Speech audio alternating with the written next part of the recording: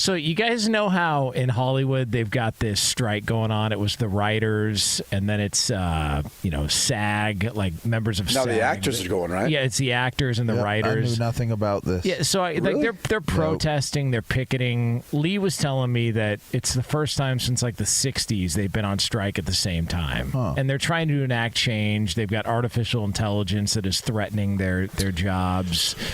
There's just like all this stuff is happening. And so they're picketing and making it be known that they are unhappy, and everybody's out there in 95-degree weather making this happen in Los Angeles. And the equivalent to that in the NFL is apparently running backs. Oh, that's where you were going with this. They've set up a group text.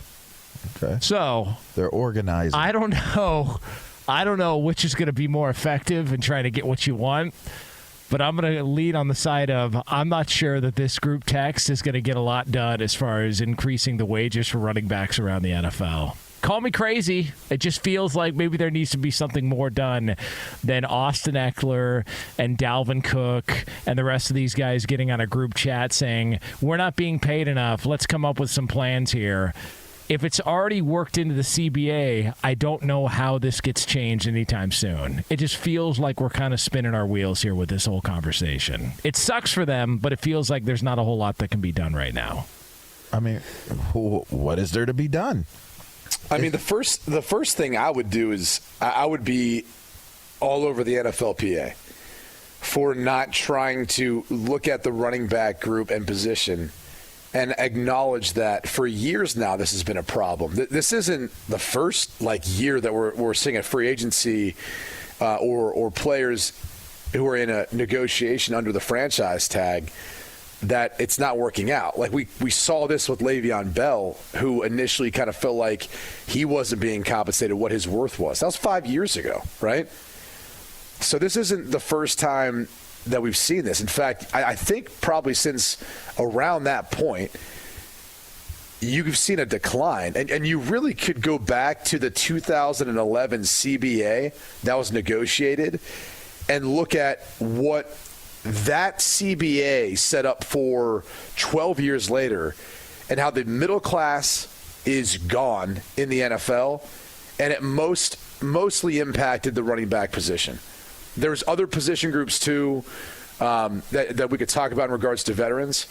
But that singular decision to slot the rookie draft salary pool, where now each draft pick is slotted at an X amount and it goes up an X percent per year, that singular decision to agree to that as an NFLPA, which it wasn't like that before, game change, has ultimately led to this. And that was because veterans were like disgruntled about rookies getting those type of contracts. And you know what the problem is the veterans then didn't have the ability to look into the future and say, this is actually going to hurt us. Yeah.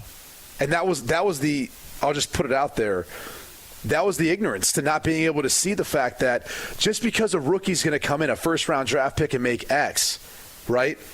You've got experience. Your negotiating or leverage point isn't like, oh, this guy's going to play over me because he's getting paid more.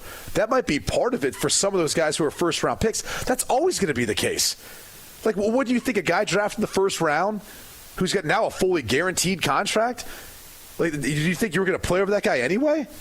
Like, eventually he's going to be the guy. They're already telling you when they make the draft pick. I don't care if his contract was a little bit lesser but fully guaranteed or like it used to be where they're making bigger dollars.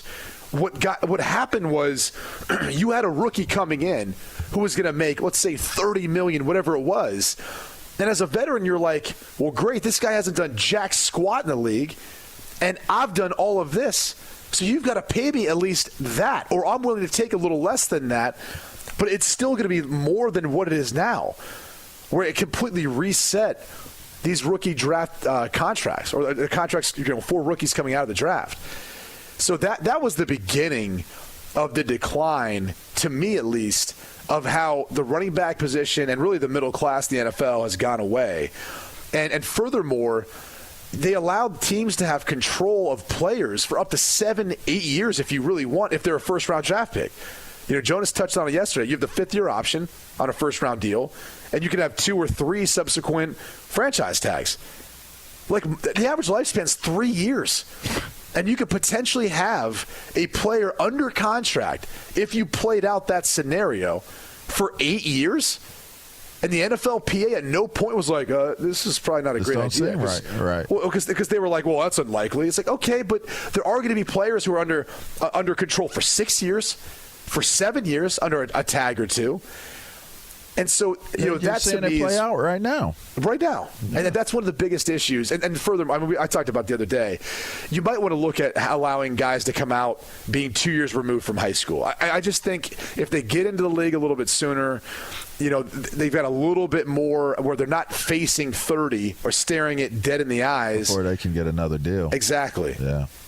And then that's what we're running into. And then have their age used against them when they want to get that next deal. Or in their late 20s as a running back, which is like people say like 27's ancient as a running back now in the NFL. It is. It's crazy. So is that something that could be done, or they got to wait till the next CBA in order to? Got to wait. No, you have to strike, and the problem with that is let's say all the running backs Everybody collectively ain't striking. Well, no, because you don't think there's dudes in the XFL, 100%. USFL, Canadian Football League who aren't going, yep, I'll take that.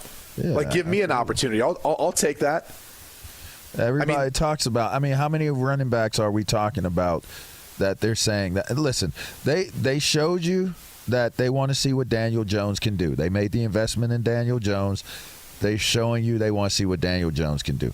If they don't get these guys signed, which I do think they get them into camp. I think Josh Jacobs gets into camp next week. You think so? I think Saquon gets into camp. I think they do. I don't think you'll see any portion of them before the start of the season. I'll take that over under.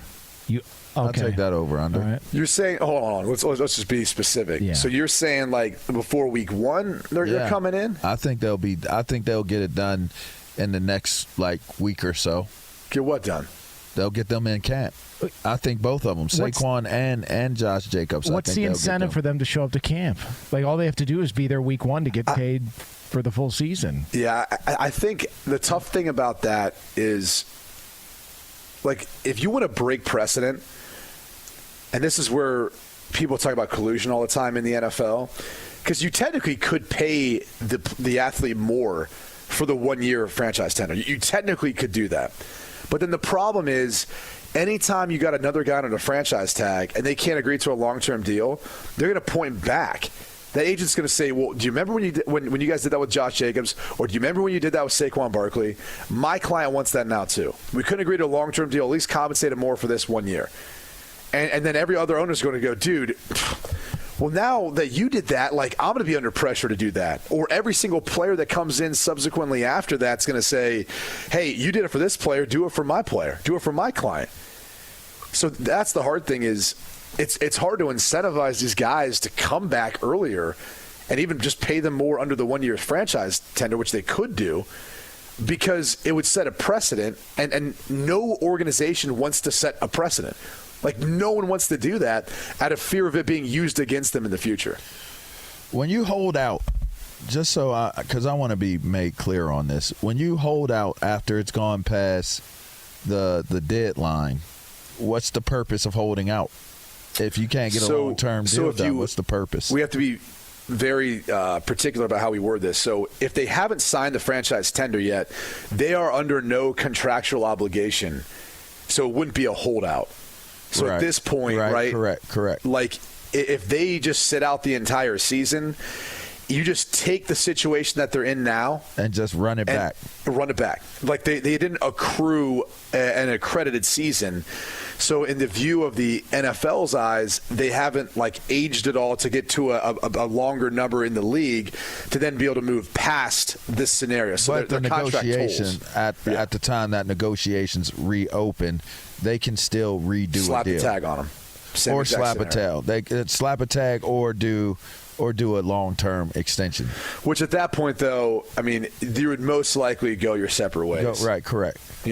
Because didn't Le'Veon Bell, he held out twice. So he held out the first time, and he showed up last second. I think first game of the season. I think he was there, if memory serves me correct, and he got his $12 million for the franchise tag number that year, and that counted as his accrued season, which led him to want to try and hold out for the second time. and that would have been the $14 million as it went up. I think the 120%. I think on that it was the 14.5, and that was the season he decided to sit out the full year. Which, if you look at that, that's the perfect case study, and that's why I brought his name up for a guy who wasn't drafted in the first round, so he was on a 4-year deal. He was a second-round pick, obviously out of Michigan State. And the team was able to have control of him for 6 years. They had the 4 years. They slapped the tag on him. He played under the tag, right, thinking that, hey, if I prove myself again in 2017, which he did, they were going to compensate me for a long-term deal. And they didn't. They just slapped the tag on him again, and they moved forward that way. So, I mean, I'm not saying I should blame the Pittsburgh Steelers, but I feel like that was really the first instance of the running back position running into this conflict. And, people were critical of the decision that Le'Veon Bell made, and I think he's admitted maybe he would have played it out differently. Yeah. But the crazy thing is, like, the number he was going to play for in 2018, under the franchise tag, a second one, and even his first one, is more than the franchise tag number is now. That's what's crazy, is you're talking about 5 years later, and the number's less. By like $5 million. Yeah. Like four. Yeah, $4 million. That's significant. Yeah. I mean, both his tag years, one was $2 million more, one was $4 million more. That's 5 years ago. That's a significant depreciation of value. It just feels like there's not a lot of options. Like you're just. That's what I'm saying. Like, what's the end result? Yeah. Like, I'm sitting out. Like, what's the end result? Can I share something to you that I kind of find fascinating too? So, in college football, right, we've got name, image, and likeness, and this is compensation that's given out to student athletes.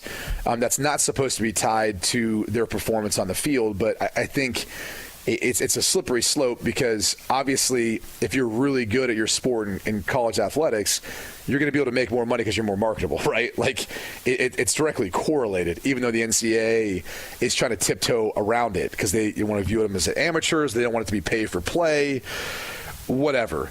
But you know who one of the most highest paid position groups universally in football is? It's the running back group. The running backs are paid, on average, about the third highest amount behind, obviously, quarterbacks and wide receivers. So if you look at the college football level, running backs are valued. And I think it's because they've got a finite time that they're going to be there, right? They're going to be there for, 1, 2, 3 seasons. I mean, it's really hard you find a 4-year starter anymore, because if they're good enough to start as a freshman, they're gone. They're gone. Yeah. So they've got this small window of time where they're valued, right? And so I think if you apply that model of at least what we're seeing at the college football level, where they're valued for the short span of time, which they can have a really big impact, I think you got to try to figure out a way of applying it moving forward to the NFL and say, look, we need to protect these players where there's a cap on how long their deals can be. They can't, like, and it might be where people are like, well, wait a second, then they're not going to be able to make, top end value, whatever else. Well, not necessarily. If you remove the ability for them to be franchise tagged, and if you say, hey, look, we're not going to, we take away that part, so that should lessen the amount of control a team can have, and you let these guys come out from playing college football sooner, you give them a likelihood of having more bites at the apple, right? Yeah. And that's ultimately what it's about, is if these guys can prove themselves and then press free agency, you hope that they'll at least be able to make more. But the problem they're always going to run into is there's so many good running backs that come out into the league every year from college football. And so no matter what you do and what the running backs now are pushing for, that's still going to be the biggest issue, is there's 10 guys who are going to be entering into the league trying to take their job that are going to be cheaper labor. And there's really nothing you can do to stop that. And nothing you can do in anytime soon, because it's already set in the CBA what the parameters are of the whole thing. It's just, man, they're screwed.